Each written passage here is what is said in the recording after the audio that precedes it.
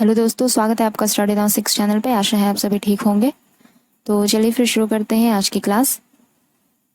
काफ़ी दिनों बाद फिर से शुरू की जा रही है क्लास, उसके लिए माफ़ी चाहती हूँ। तो आज की क्लास में हम निराला जी के बारे में कुछ जानेंगे, ठीक है, जो आपके इंटरव्यू में भी काम आ सकते हैं, इसलिए ध्यान दीजिएगा।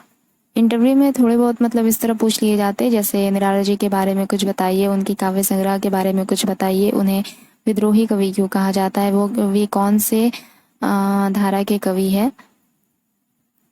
ठीक है, तो थोड़ा जानते हैं और ऐसी वीडियोस आगे भी लेकर आएंगे, जैसे हर एक रचनाकार के बारे में, जैसे निराला के बाद महादेवी वर्मा, सुमित्रानंदन पंत जी, जयशंकर प्रसाद, इस प्रकार जितने भी रचनाकारों के बारे में पूछे जा सकते हैं। ठीक है, निराला जी का जन्म 21 फरवरी 1899 ईस्वी को होता है। निराला जी का जन्म 21 फरवरी 1899 ईस्वी को होता है।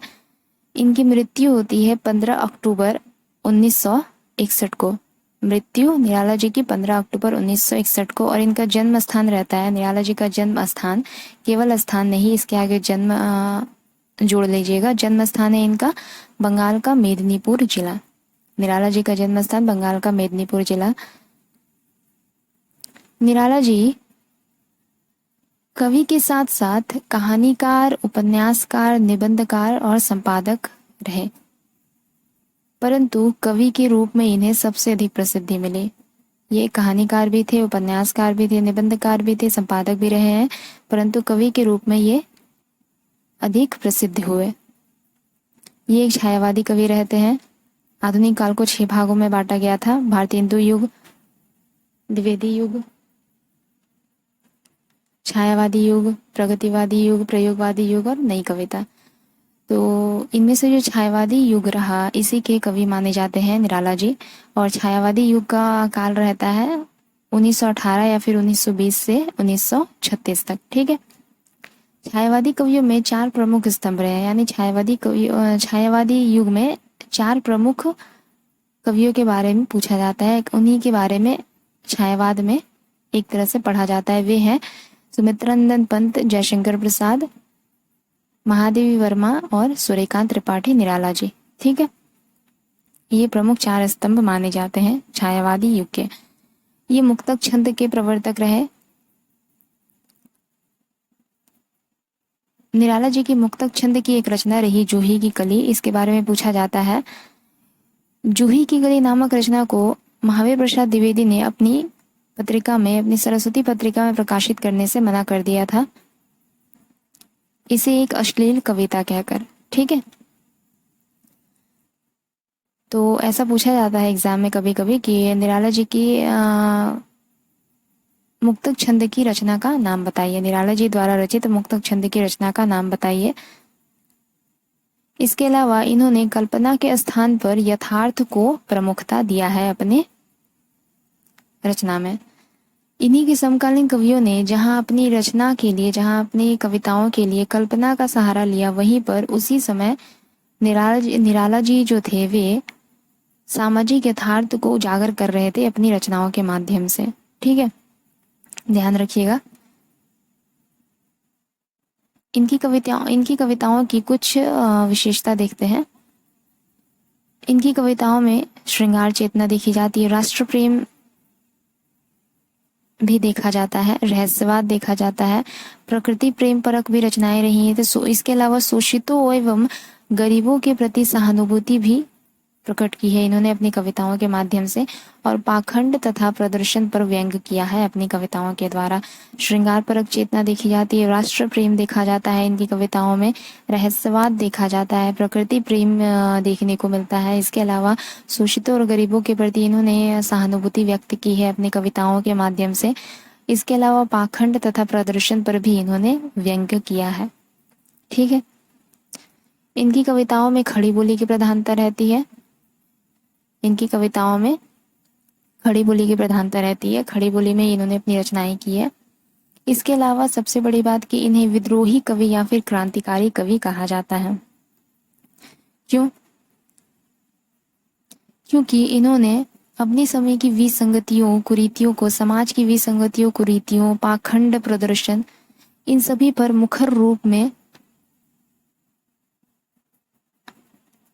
अपनी कविताओं में विरोध प्रकट किया है। ठीक है, सामाजिक विसंगतियों कुरीतियों, पाखंड, पूंजीपति वर्ग का निम्न वर्ग के खिलाफ शोषण, इन सभी का बिल्कुल ही बिना डरे, बिना किसी भय के अपनी कविताओं में इनका विरोध करते हैं। ठीक है, इसलिए इन्हें विद्रोही कवि कहा जाता है अपने समय का। क्योंकि जैसा पहले ही बताया मैंने आप लोगों को कि इन्हीं के समय जो अन्य रचनाकार थे वे कल्पना का सहारा लेकर अपनी रचनाएं लिखते थे। वहीं जो निराला जी थे वे अपने आसपास, अपने समाज में जो भी घटित होते हुए देखते थे, जो भी अन्याय, जो भी गलत चीजें होते हुए देखते थे, जो भी विषमता इन्होंने देखी गरीबों, उच्च वर्ग, निम्न वर्ग में, उन सभी को इन्होंने अपनी कविताओं के माध्यम से व्यक्त करने का प्रयास किया है, वो भी मुखर रूप में, बिना किसी भय के। ठीक है, इनके कुछ काव्य संग्रह रहे, अनामिका, परिमल, गीतिका, कुकुरमुत्ता। काव्य संग्रह इनके अनामिका, परिमल, कुकुरमुत्ता और भी है, लेकिन यहाँ पे मैंने सभी नहीं लिखे हैं। इंटरव्यू में पूछे जाए तो 2-3 बताना ही काफी होता है एक तरह से।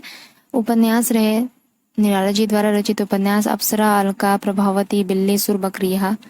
ठीक है, इनकी कुछ लंबी कविताओं के बारे में पूछा जा सकता है कि निराला जी की कुछ लंबी कविताओं के नाम बताइए, तो वे रहे राम की शक्ति पूजा, सरोज स्मृति, बादल राग। राम की शक्ति पूजा, सरोज स्मृति, बादल राग। इनकी कुछ प्रतिनिधि रचनाएं रही तो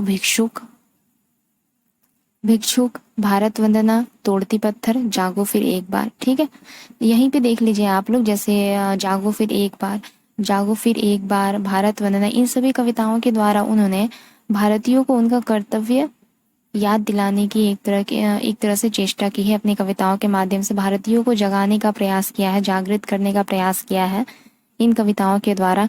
वहीं तोड़ती पत्थर के द्वारा इन्होंने सामाजिक विषमता को दिखाया है, उच्च वर्ग और निम्न वर्ग की विषमता को दिखाया है इन्होंने तोड़ती पत्थर नामक कविता के द्वारा। भिक्षुक में भी गरीबी एवं दरिद्रता की इन्होंने एक तरह से चित्रण किया है, उसे उद्घाटित किया है। ठीक है, तो इन्होंने समाज के हर पहलू को अपने कविताओं के माध्यम से समाज के सामने ही लाने का, समाज के ही सामने लाने का इन्होंने भरपूर प्रयास किया है, बिना डरे। इनका प्रथम काव्य संग्रह है अनामिका। निराला जी का प्रथम काव्य संग्रह है अनामिका। ठीक है, तो आज के लिए बस इतना ही रहने देते हैं। निराला के बारे में इंटरव्यू के लिए खासकर जानना काफी हद तक ठीक है। ठीक है, अगर आप इनमें से भी मतलब थोड़ा भी अगर इंटरव्यू में पूछा जाए कि निराला के बारे में कुछ बताइए, तो इनमें से थोड़ा बहुत भी अगर बता देते हैं तो बहुत सही है एक तरह से। तो अगली क्लास में किसी और रचनाकार के साथ मिलेंगे। तब तक के लिए अगर आप लोगों को हमारा वीडियो अच्छा लगे तो लाइक, शेयर और सब्सक्राइब ज़रूर कीजिएगा। धन्यवाद।